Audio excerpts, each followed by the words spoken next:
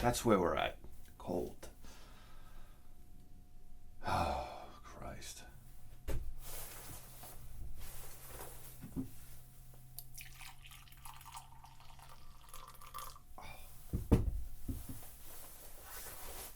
Look, it's so cold my vodka froze. The remnants of my vodka froze. Look at that. Into my coffee. I don't know what to do.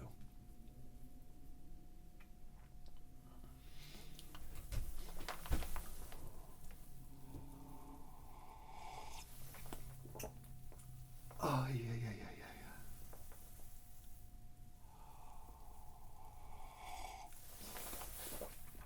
All right. So we're going to talk about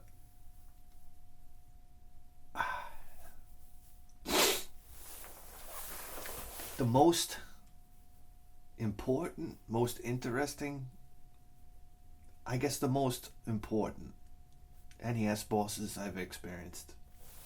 Okay.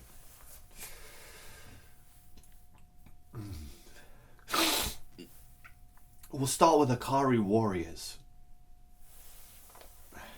If we're going to start at like a number 10, I don't know, is this a top 10? Akari Warriors. Remember Akari Warriors?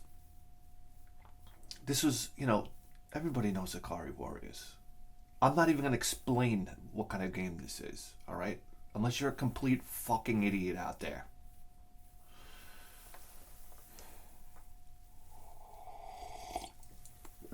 If you don't know what Akari Warriors is, I don't even want to talk to you.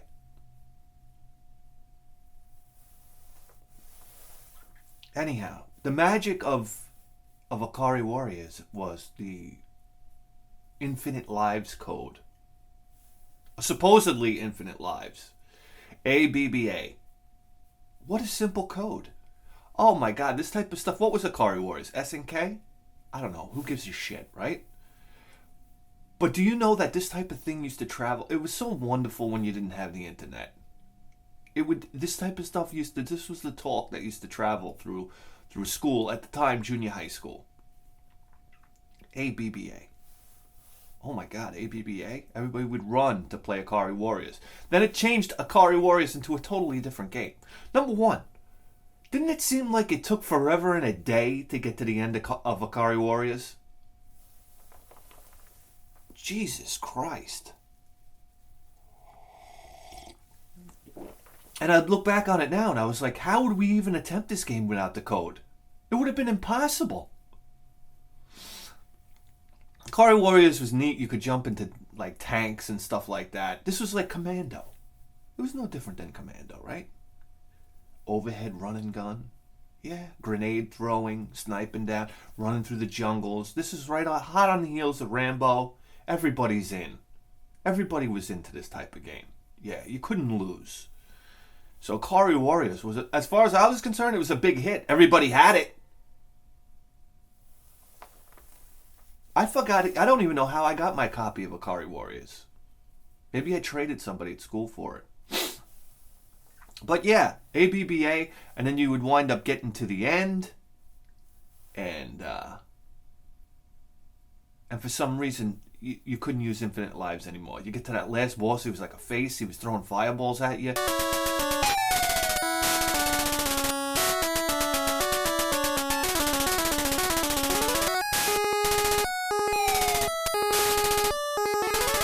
And then you would die, and you were like, what? You're sitting there hitting the code, what? That's it? Tremendously disappointing. I never beat Akari Warriors.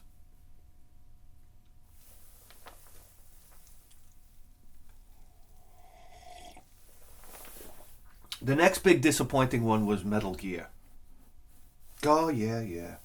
Metal Gear, you have to understand something. The first time I saw Metal Gear, I didn't know what the fuck was going on. I would not play it. I would watch Rex play it. And to be honest with you, at the time, I found it a little boring. Yeah. I was like, hey, Rex, can we pop in Racket Attack now? Maybe I can get involved. But I remember he had a friend over, a friend from school, And that was always an oddball thing. And they would sit there and they would play Metal Gear, and I would sit there like wearing my dunce cap in the corner, trying to figure out what was going on. They're drawing maps. They got Nintendo Powers open, and I'm sitting there like, doy. Because for some reason I was a fucking idiot as a kid. I still am.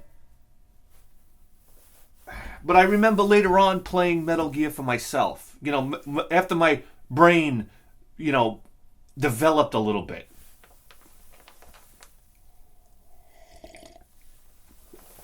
I remember, I think it was I played Dragon Warrior first, and then I got back into Metal Gear. And I started to understand Metal Gear more. I said, oh, I have to sit here and read. I mean, this is the thing. You know something? I love how everybody knows the story of a video game now, right? Oh yeah, you watch all these shows. Everybody's an expert on the storyline. I got news for you. When I got home from school, if I was going to play Rygar, to this day I don't know the story of Rygar. No. I had a certain amount of time to play before my sister got home and she wanted to watch fucking Gem, or my old man would come home and then he would flip on the fucking tube. And it was like, it was virtually like my sister would come home and fucking unplug the Nintendo on me. Yeah. These are the kind of assholes I'm dealing with. So, I'm not going to sit there and read an instruction manual. The time was precious. Oh, let me read the story of Rygar. No. It was right into the game, Jack. I'll figure it out. And most of the times I didn't figure it out. So Metal Gear was my first time probably really trying to figure something out. And Metal Gear was a lot of fun.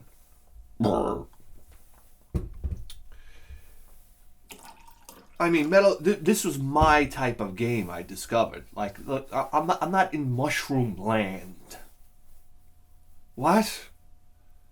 I'm not, jumping on top of Koopas. I'm not into that. I had a machine gun. I had a mission. I'm tuning into my radio, getting secret messages. I'm saving Dr. Petrovich and his daughter Ellen. Okay? A scientist that developed a super weapon. Do you get it? There's no fun and games going on here. It's serious shit. And I remember when I got to the end of Metal Gear, how disappointing it was. Because here I thought I was going to go up against the Metal Gear mech suit. Alright, remember that? I thought Big Boss was going to steal one of these Metal Gear mech suits, and I was going to have to go up against him. And it just turns out you go up against the Big Boss. Whoopie-doo.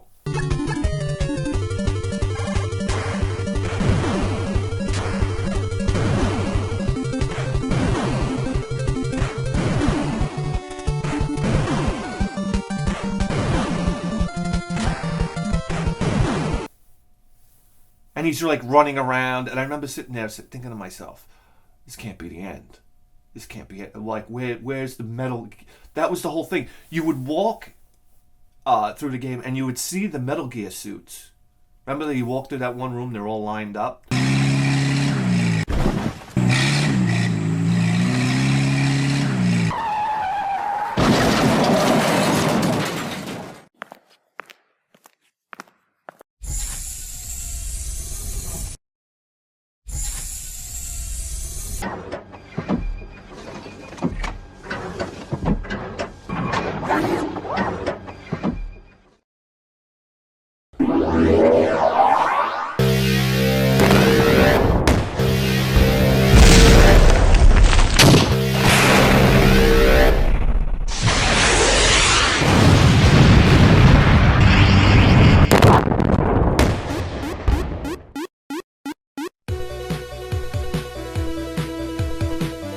You're like, holy shit.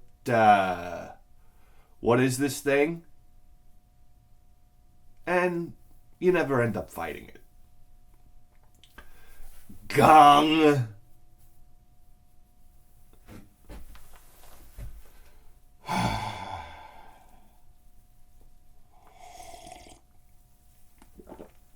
So then if we're gonna talk about anything, I guess we'll talk about Dragon Warrior. Dragon Warrior was a special. It was a special ending because it was a game where you didn't need an instruction manual. The game was your instruction manual.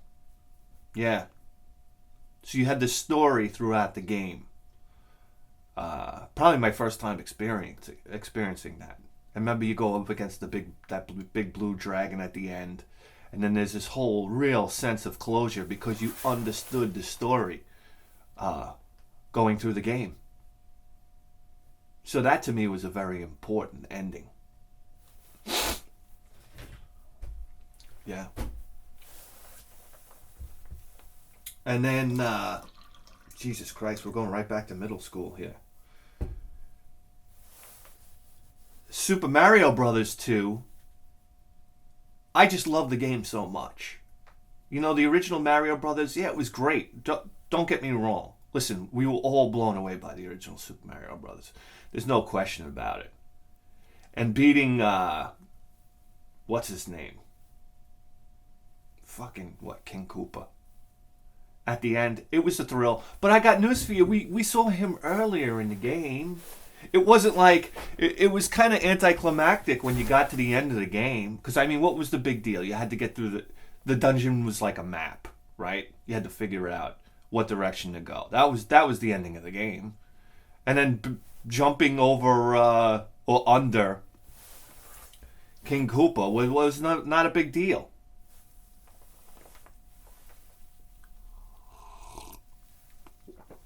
It was a little more challenging, but to be honest with you, the ending of Super Mario could have been a little better, and that's why I gravitated towards Super Mario Brothers 2, because you had 3 killer bosses in the game. Let's face it, Birdo, was that his name? Birdo.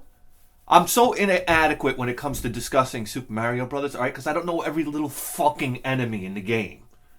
Okay. I don't wear a Super Mario Brothers wristwatch, okay?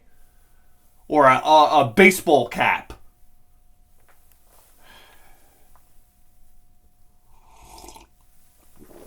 Me and Rex used to make up our own names for shit. You know, we didn't read through the instruction manual and find the names. We come up with our own names. I don't remember what they were. You know? There's a fucking giant bullet. I don't know. Who knows? So anyway, Birdo, that was a great boss. Remember he spit the eggs at you, and then you had to jump on the egg, and you'd go flying on the egg, and then you'd pick it up? This is fantastic. And then you run back at him and throw the egg at him? Super Mario Brothers 2, man. Woo! Hats off. Remember just digging up plants and stuff like that, and being able to throw them like weapons? A lot of fun. Oh, and then you had, who was he, Mauser? Was it Mauser? The mouse that would throw the bombs and you throw the bombs back at him or something like that, right? That was an interesting boss battle. Yeah. But ultimately it was really cool to get to the end boss of Super Mario Bros. 2. What was it? King Wart? What was his name? I might be confusing that with Bonk. Because Bonk had almost like a giant frog at the end. Remember that? He had those fucking tubas that would shoot out mushrooms. And you'd have to throw the mushrooms at him while his mouth was open. He'd be spitting out those bubbles. You'd have to throw one of those fucking mushrooms right in his goddamn yap.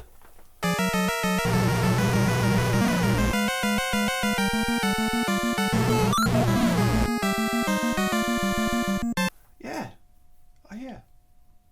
That was a cool boss. And he was a big sprited boss. And it was like graphically. I mean, listen. Super Mario Bros. 2, graphically, was on a whole new level. It really was. That was a great game. Wow, what fun it was playing Super Mario Bros. 2. The first one, I get it. Its importance and whatnot. The second one, and then I never played the third one. What a crime. It's like if you watch movies and you tell people I never saw The Godfather. They look at you like, it's the same thing. When I tell people I never played Super Mario Bros. 3, I'm sorry. Here, lock me up. I mean, what do you want me to do? All right. Moving forward. I got a little list here, all right? I had to write it down. All right, I'm not a compact Presario fucking computer. All right. Legend of Zelda. Yeah. Legend of Zelda, fighting Ganon, right? You know what made Legend of Zelda so special? I mean, really, really special. Again, I know, listen, we harped about this before, but no internet. And it was like, you know the expression, it takes a community to raise a child? It took a community to beat Legend of Zelda when it came out. This is what people don't really understand. Legend of Zelda was a very cryptic game. You know, like, I gotta go over here and burn this bush, this particular bush. I gotta go over here, I gotta push on this gravestone. I mean, these were things, if you didn't have a Nintendo Power, you were out, kid. You weren't beating Legend of Zelda. So this is like pretty incredible stuff. Drop a bomb over here on this wall, who knows? So it was, I remember junior high school, 7th grade with these fucking animals. I got news for you, man. Junior high was rough.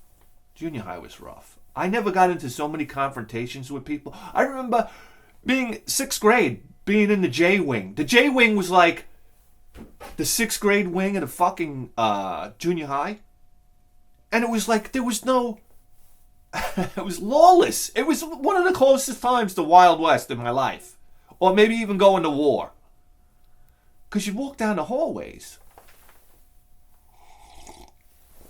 And it was like the 7th and 8th graders would come down there and just start kicking ass. And I remember this guy came up to me and he's like, yo, he's like, I bet you such and such a basketball team wins tomorrow. And I was like, huh, what? And then all of a sudden I was locked into this bet for $5. And I didn't even say a word. And I remember he got me the next day. Where's my $5? I'm like, $5? I don't even have a dollar in my pocket for school lunch. I had a bagged lunch. This guy's asking for $5. This was a mint. This was a fucking mint. This is back in the 80s, late 80s. $5. And I remember he beat me up. He punched me in the face. First time I ever got punched in the face. He got punched in the face, and I like ran tackled him, and then the teacher broke us up. And I remember getting punched in the face and thinking to myself, because punching somebody in the face this was like crazy stuff. You never thought about punching anybody in the face. I never did. So when it happened to me, I was almost surprised at how little the effects were. Like it must have been a bad punch or something like that. But I remember thinking to myself, oh, that wasn't that bad. And I basically ran at the kid to kind of defend myself, to like smother. And then finally, the fucking history teacher comes out. Social studies. We didn't call it history then. This woman, and broke it up.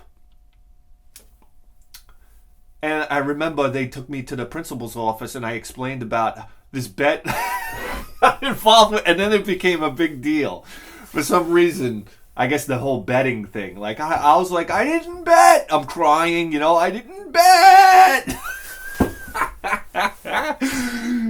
But, yeah, then that was that. And I remember he said something to me in the gym locker after that. But I was probably like talking in my sleep that night. I didn't bet! I was like, what the fuck? Let me tell you something. People were lighting trash cans on fire. People were dropping books on people's heads from the stairwell. You come up the stairs and people were chucking books down on your head. It was fucking mad. It was like you walked into the J-Wing of the junior high school, and it was like walking. You know how the guy's first day of prison, and he's holding his clothes, and he's walking through, and they're throwing like wads of toilet paper, and fucking I don't know, like, and like pieces of shit. I don't know. They're cursing. Oh, look at him! Hey, give me a kiss! This type of thing. It was like walking down the middle of the J-Wing. fucking lunatics. And somebody would inevitably, somebody took it, we had a trough sink in the bathroom. When I swear to you, every week, somebody would take a shit in the trough sink. I swear to God, I was like, who was doing this? I remember being a fucking student. No, I was a teacher. I don't need more coffee. Walking in and seeing a log of shit in that sink every fucking week. And I was like, no wonder why the fucking janitor has bags under his eyes hanging down to the floor.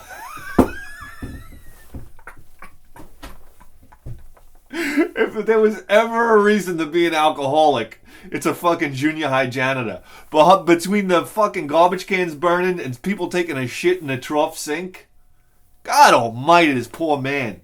And kids throwing up. Right? Everybody was sick and throwing up. Remember kids used to throw up in the middle of class and you'd be like, oh. You'd hear like, blah, blah, blah. All of a sudden puke on the floor. The teacher would be like, okay. And like call the janitor in. And the fucking guy would come in with the mop bucket. Guy would come in with like no spine. Be bent over with the fucking mop, shuffling into the class. Oh my God. If I was a fucking junior high janitor, I'd go and I'd track down my guidance counselor and I'd wring him by the neck.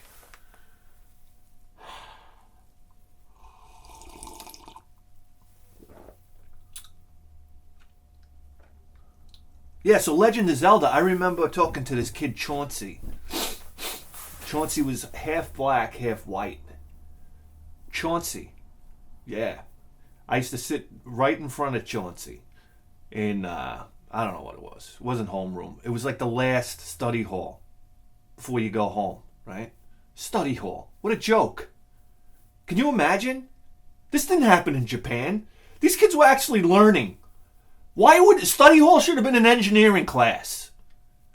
Study hall? No wonder why we're so fucking stupid. That's why Americans are so fucking dumb. I had 2 study halls. That's like no school. That's just, oh my God, I'm surrounded by idiots. Don't get me wrong, I know I'm an idiot myself, but still. Yeah, Chauncey. Chauncey was in the drum squad in the band, and he used to tap on the desk with the pencil. With his pencils, he used to tap on the desk, and then sometimes he would do beats. Do beats on the desk. And he used to challenge me. He said, I'm going to do a beat on the desk, and then you try to do the beat on the desk. And I would, and I couldn't do it because I didn't have any type of rhythm whatsoever to speak of. So then he would say, you do a beat, and then I'll copy it. And then I would do the beat, and then he would copy it. Anyhow, I remember Legend of Zelda, Chauncey brought in like this folded up a page from Nintendo Power. And that's how it worked.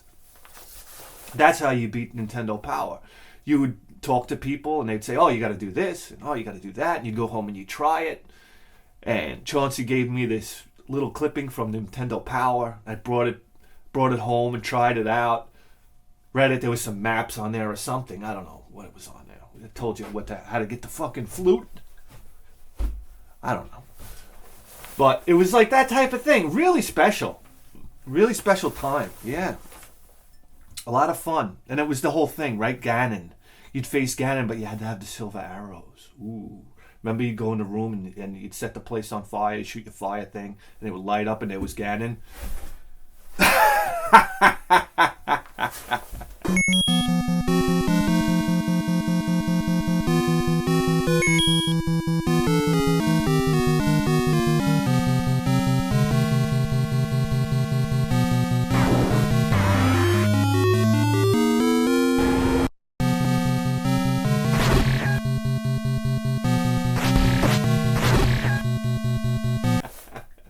Shoot him with the... Remember you shot Ganon and then the Triforce would show up? And it looked like the Triforce was sitting in like a pile of blood and guts?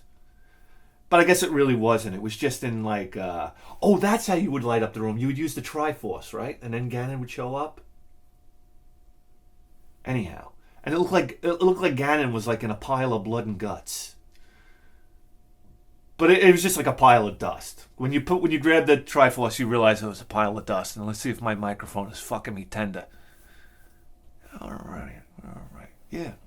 So Legend of Zelda, you got to stick that one in there, just for its importance to the community of gaming. Oh my God, special times. Everybody was playing Nintendo. There was nothing else. Everybody. So that's what everybody would talk about. And that's all we would talk about. Playing Nintendo. Because everybody was playing Nintendo. And after Christmas, you get back from Christmas recess, everybody had new Nintendo games. And you talk about that. And hey, how about a trade? Great. Yeah, we'll trade. Bringing your Nintendo game into school for the big trade. Oh yeah. Like, fooling people. Like, you tell somebody, like, this is like a great game or whatnot. And then they'd bring in, like, I remember trading Operation Wolf for Mega Man 2. Thank you! It was that type of thing, Hoping you didn't see the guy at school the next day. Oh my God, Operation Wolf. You know what the funny thing about Operation Wolf is? I don't think there's a song loop on Operation Wolf that goes more than 25 seconds. Think about it. Play the game. Don't play the game. Sucks.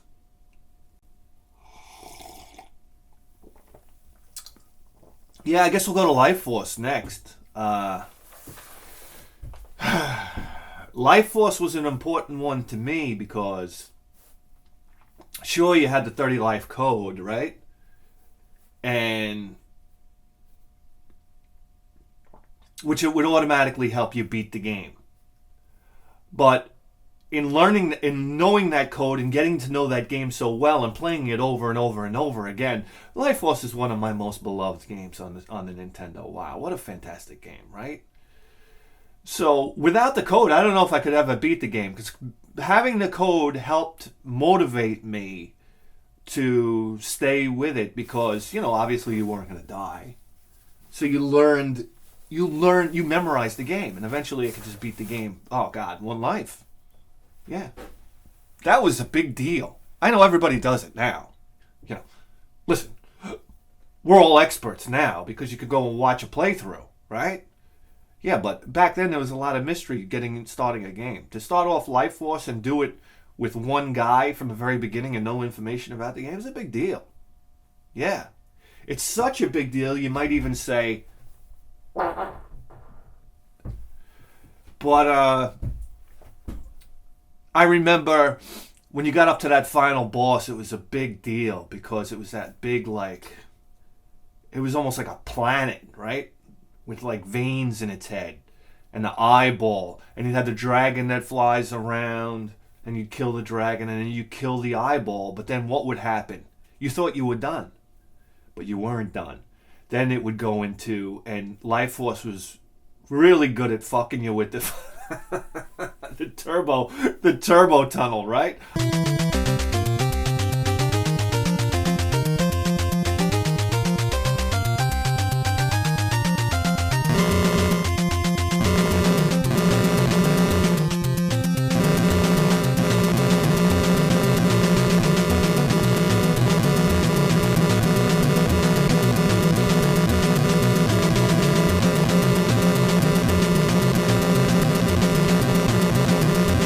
I don't know. Anytime a game goes fast, I'm calling it a turbo tunnel from now on. What are you going to do about it? Come over here. Come over here. I'll throw you right out of the country.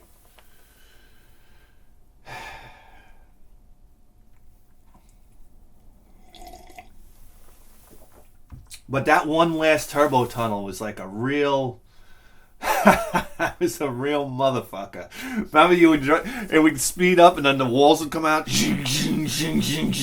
And man, oh man, let me tell you something. It's pretty amazing the type of eye-hand coordination that you built up playing old Nintendo. I tell you right now, every kid that ever played an old Nintendo is qualified fighter pilot. Yeah. Oh, we don't give youngsters the credit they deserve from playing video games. Everybody thinks, oh, he's in front of the boom box. The fucking the boob tube, and he's playing video games. Look at him. I said, what? No. This kid's got hand-eye coordination. If you were to go like the Old West and have a gunfight with this kid, yeah, he'd fucking shoot your liver out of the back of your body before you even got to your holster. So, grown-ups, you better tone it down a bit. Kids aren't that dumb from playing video games. Trust me. You'll learn a thing or two. What was I thinking? I was watching Maury Povich the other day, and I was thinking to myself, because that's what they play at work. Everybody sits there and drools and watches Maury Povich. Fucking Dunskies. But I watch it too. Hey, listen. I don't mind. I love how people get embarrassed because they like somebody will be like watching Maury Povich, and you go over there and you say, "Boy, you're really into that, aren't you?" And they go, "Oh no." And they go like to their phone. Like, if you enjoy. Listen, it's entertainment. Come on, listen. Anyhow, I all I could think to myself staring at the screen was, I'd love to see Maury Povich show taking place in the 1950s. I don't think about it. Because I watch these people on Maury Povich, and I say to myself, Jesus Christ, this is how we've devolved. Like just the people's grasp on language and stuff like this, and like body language. And when did this thing happen? I wanted to know the very point. You know when girls start clapping when they start explaining something? You go, no. What happened? I know he was cheating on me cause of this and of that. Like, you know how they clap when they talk? When did that start? Because now all women do that. They clap when they talk. It's almost like exclamation point when I'm talking. It's so annoying. When did that start? Did that start in the 90s? Listen, I know it's like a... what are we talking about here? All right, here we go. And, if we're going to talk about Life Force, the ending of a game, what was more impressive than the ending of Contra? The last bullet of Contra, you were in the alien's lair. What fantastic time! What a fantastic game Contra was, because it really. I mean, who didn't play it with their buddy? If you were playing Contra by yourself, you're a fucking loser. Yeah, I'm here to tell you. Of course you played it with your buddy. Oh my God, you were like soldiers. Contra was like this is like really serious, important game in video gaming history. Oh my God, this coffee's getting cold.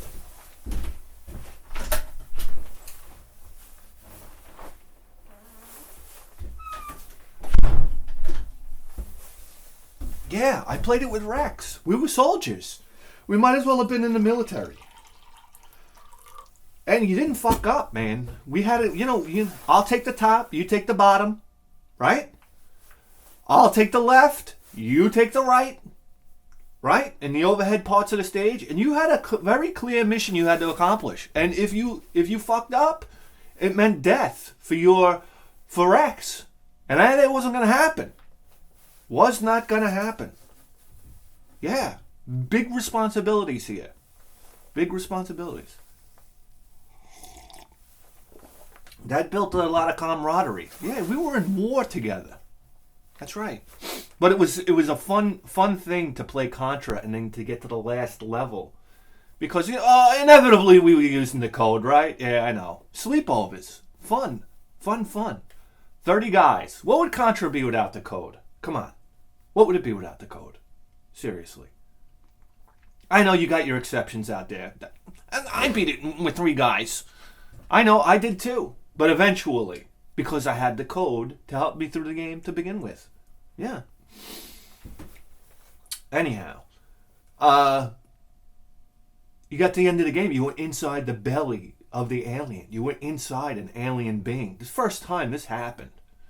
You didn't know what was going on. This is very military, out in the jungle fighting soldiers. Next thing you know, you're fighting aliens. hopping around. These crazy aliens, these spider things, these face huggers, right? This is hot on the heels of, listen, this is right after Aliens, right? In the 80s, right? We got these things that crawling around, they look like face huggers. We're inside the alien itself. This is a big deal, man.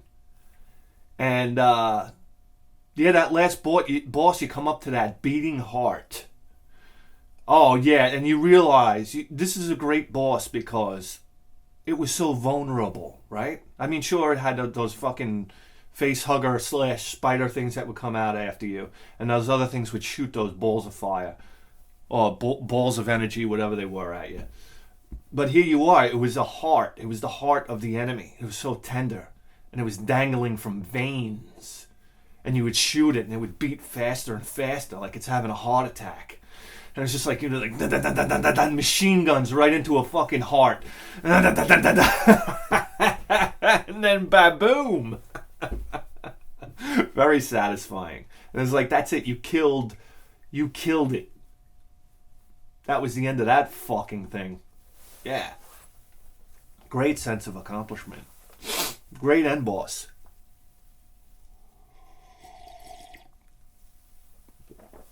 And then from there, a very important end boss to me was Jaws.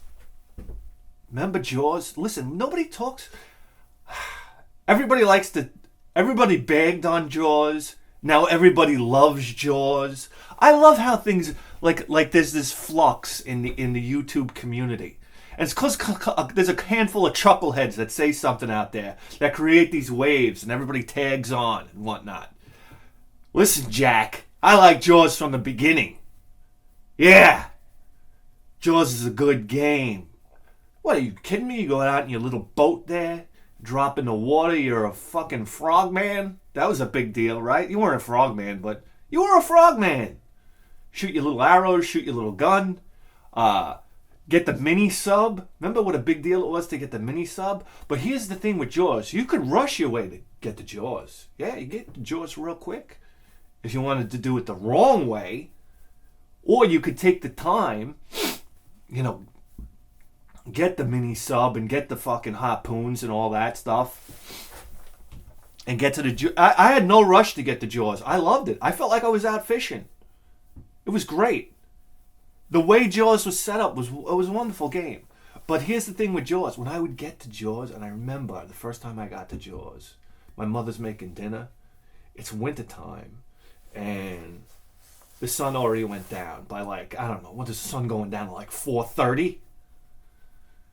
And you just got that feeling like it's dinner time. It was like that weird feeling, you know. I don't know how to explain it. Just a feeling.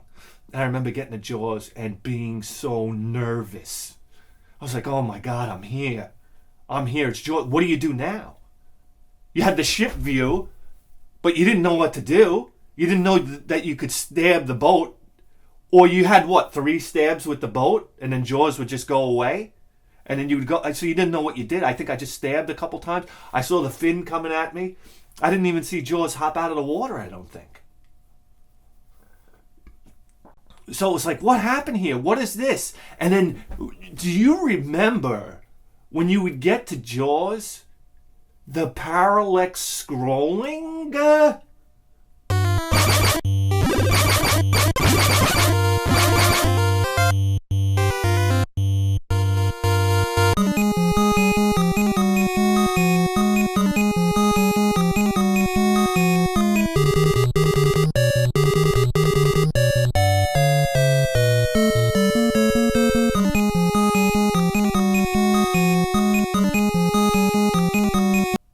When you would try to track Jaws or whatnot, how many layers of parallax scrolling there was on the water? Oh, it was a really nice effect. And then sure, I remember probably talking to kids at school and finding out what to do. Well, when Jaws hops out of the water, you got to stab him. You got to line up with him, and then he'll hop out of the water, and then you got to stab him. And then figuring that out and going home and doing it. Oh my God, I was always so nervous fighting Jaws. And because the music was so intense, it's like, it might have even been a primal thing, because on top of that, it's a fucking shark. It was a big deal. Wow.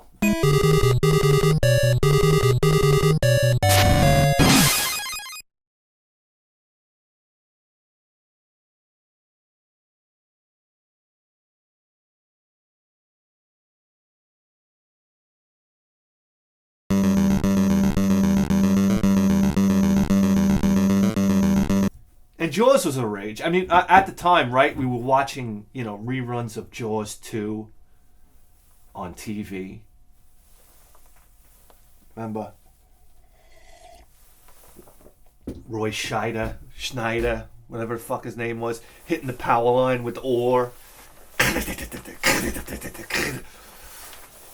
And Jaws coming at him and biting the power line, and he was like electrocuted and like just tumbling to the bottom of the sea like this bloody mess. Oh yeah. Jaws. That had an impact on me. But I mean, a lot of you are probably rolling your eyes, thinking to yourself, "What, Jaws? One of the most important NES bosses." Yeah, it's true. True.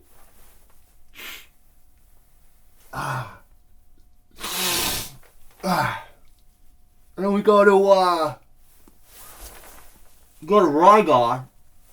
That's my number 2. I was going to talk Mike Tyson's Punch-Out, just because of how insane it was getting to Mike Tyson, and then the final battle with Mike Tyson being so brutal. I still haven't beaten Mike Tyson to this day. I could get to him, but I couldn't beat him.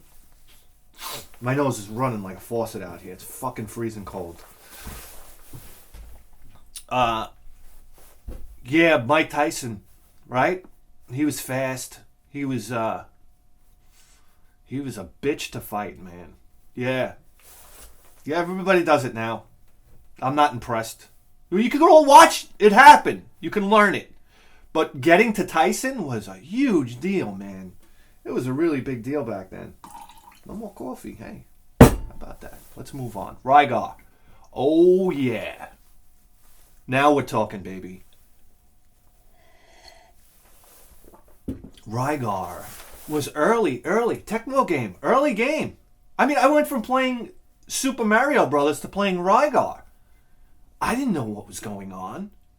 I never played a game like this that was side-scrolling, then overhead a little bit, and the whole experience thing went right over my head. Did not know what was going on. It's going to be so long to figure that out. The recovery, I didn't know how to use recovery. I didn't know how to use attack assail, the assail spell. I didn't even know what that was. I hit the select screen, and you could see it, but I didn't know what that was. I never saw it in any other game. Just didn't even know what it was. I ignored it. I said, what is that? Don't know. Keep playing the game. I got to the end boss of Rygar so many times. The end boss, very grand for Rygar. You play the fucking bagpipe. The door opens up. You go up to the floating castle in the sky. And then that music.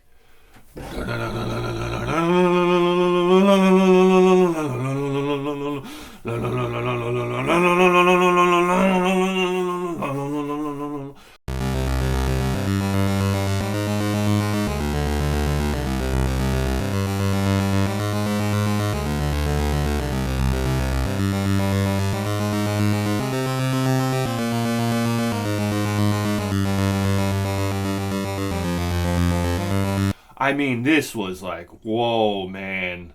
And then you had all the shadow figures. And remember, it was those creatures with the arms that would crawl on the floor? Dude, Rygar was the shit, man. And the weapon, that fucking yo-yo, it just makes sense. But anyway, you would get up to this end boss, and it was like this lion with these like dragon things that would come out of his shoulders. I don't know what they were. These dragon heads, and they were shooting all these projectiles.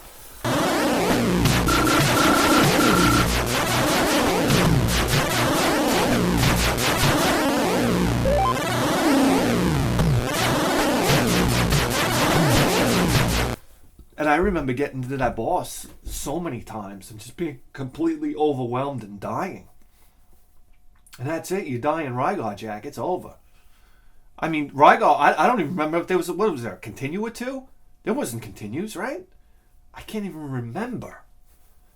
Guys, we're talking about a long time ago. So, Rygar would fuck you tender. Oh, that last boss would fuck you tender, baby. And it wasn't until I found out, almost by accident, that you had this assail weapon that you could build up. I didn't know what it did because it would just flash the screen. So I didn't know what was happening. But then I figured out it would kill enemies. So it's like, oh my god, maybe I can use that on the last boss. And then I figured out that as I was going through the game, I was getting more powerful. But how did that happen? And then I noticed my experience was going up. I completely figured this out on my own. I didn't ask anybody about it. I didn't Nintendo Power it.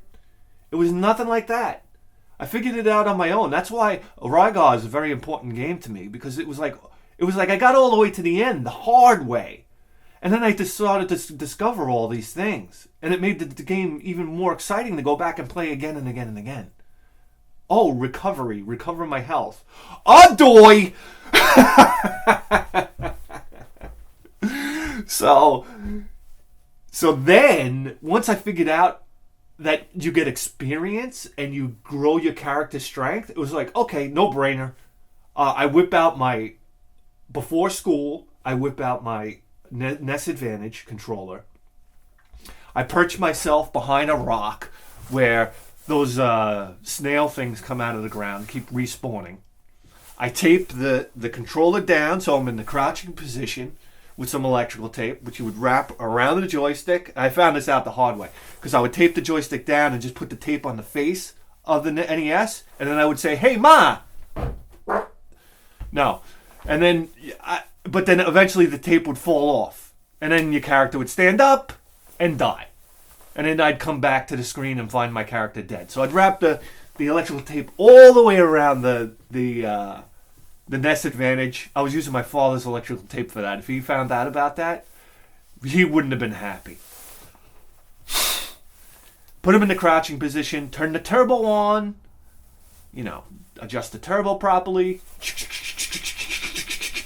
tape the button down, take a roll of toilet paper, a wad of toilet paper, put it on the button, tape that, take the joystick, put it underneath the TV set, put the Nintendo back, go to school, come back.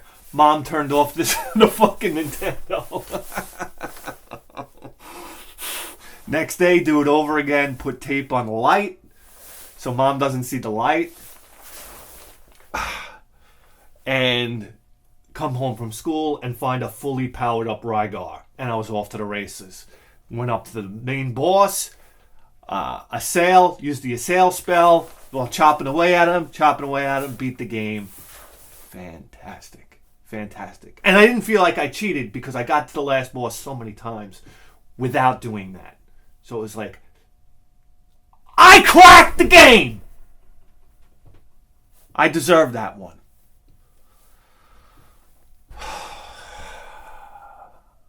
Okay. But the number one... Ooh, it's cold. My toes... I'm probably starting to speed up here because my toes start going numb. And I know it's time to go inside where it's nice and warm. So, the best. You listening to this? The best final boss of all time for the NES. Alright. And you heard from Bithead 1000. Is Mother Brain Metroid. Oh, yeah. Just the lead up to the Mother Brain. Knowing that you were going into the Mother Brain's lair, you got to fill up all your energy tanks. Alright, you got to farm, fill up your tanks. You better have your 225 missiles, baby. Oh, yeah! And then you go down into the lair. It wasn't just the Mother Brain. It was that whole lair at the end. It was your first encounter with the Metroids. Right? These fucking head-sucking things. These fucking things that get you on an instinctive level. They're going to latch onto your head and they're going to suck your energy out.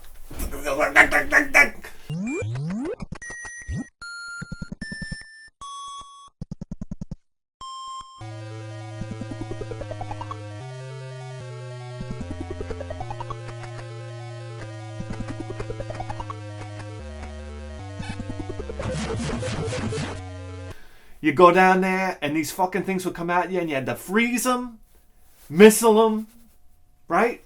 Freeze them, missile them. You had to figure this out. Come on, these things would latch onto you. You had to drop bombs to get out from under. Fucking what the hell? And their AI was...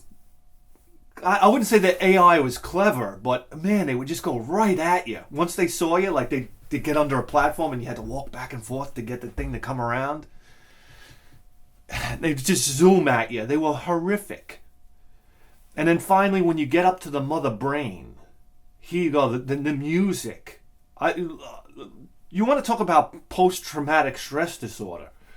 Just play the final boss in Metroid. The music would kick in. It had like this, like, the music was so intense. Like, huh! I don't know how to explain it. Like, we're here. You better get it done.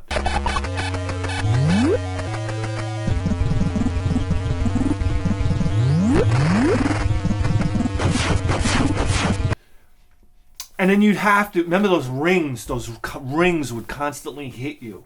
It would keep on firing those rings, and it had the little cannons on the ceiling that would shoot at you. But the rings would hit you when you would jump. They would push you back and push you back, and then you had to shoot through those cylinders with missiles. And know what? Number one, you used a shitload of missiles getting down there. Because, I mean, the first door to get in was like a 10-missile door.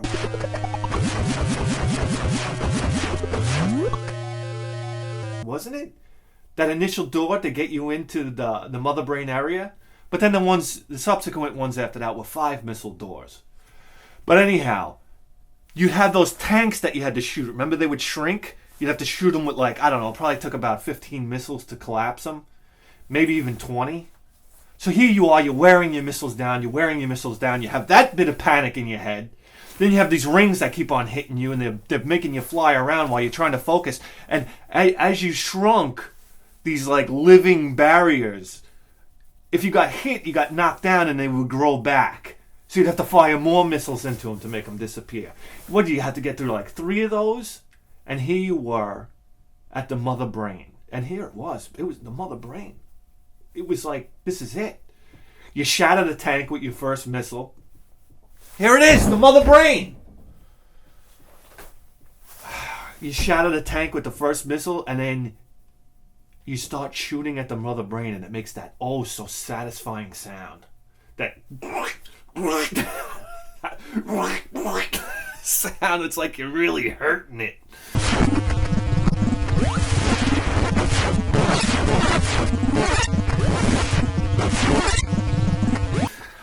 But the thing is, then you'd see the mother brain like moving around a little bit in there, and you're like, oh my god, mother brain is controlling this whole fucking disaster. This is the thing causing all the trouble. But the thing is, what you'd have to do is you'd hop onto that little platform, and then those rings would come, and you had lava underneath you now, okay? So if you got knocked back, you would fall into lava, which would chew up your energy, and you'd have to hop back onto the platform, then try to hop into that little space again and shoot the mother brain. But then the rings would come, and if the rings hit you toward the mother brain and into that lava down there, it was Foxville. You couldn't land over there, or you were fucked. So you had to constantly monitor these little rings that would push you around and shoot them and spin attack them and then try to get into that little hole, but don't fall forward into the lava, or you might as well just shut it off.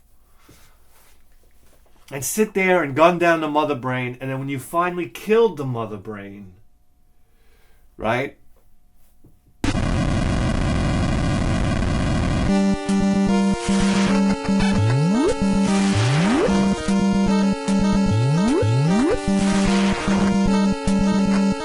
You would walk into the big platform chamber where there was a detonator that was set off, and you had a certain amount of time to climb up these little platforms all the way to the top, which was maddening, because then the music was so intense, and you realized the stakes were so high, and you were on a timer, and this was it. It's like you got through this whole layer, then you got through the mother brain, and now you have to be super careful with your platforming, but you're so nervous because this time is running and the music's so intense.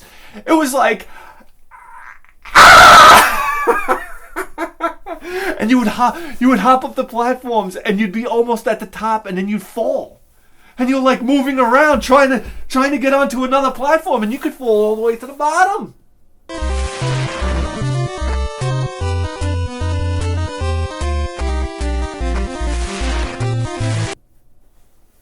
I don't think I ever got to that point and didn't make it to the top, but I could just imagine the poor son of a bitch that fell down and didn't make it to the top and then had to do that whole shit over again.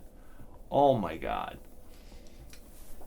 And then you get to the top only to find out that you're a broad.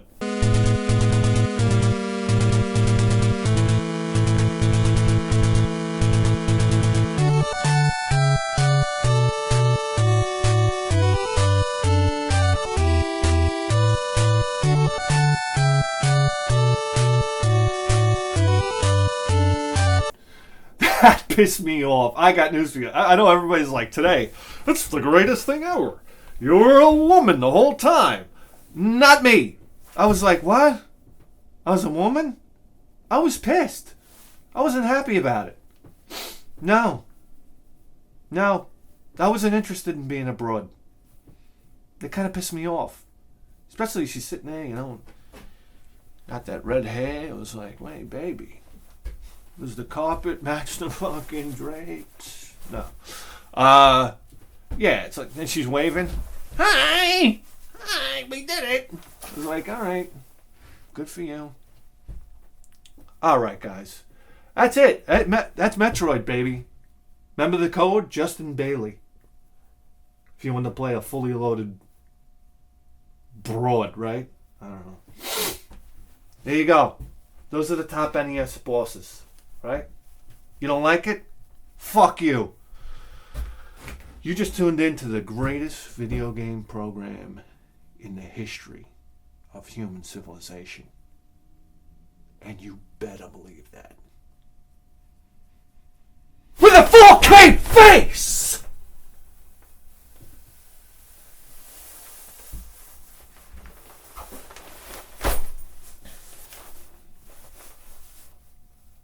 See you next time.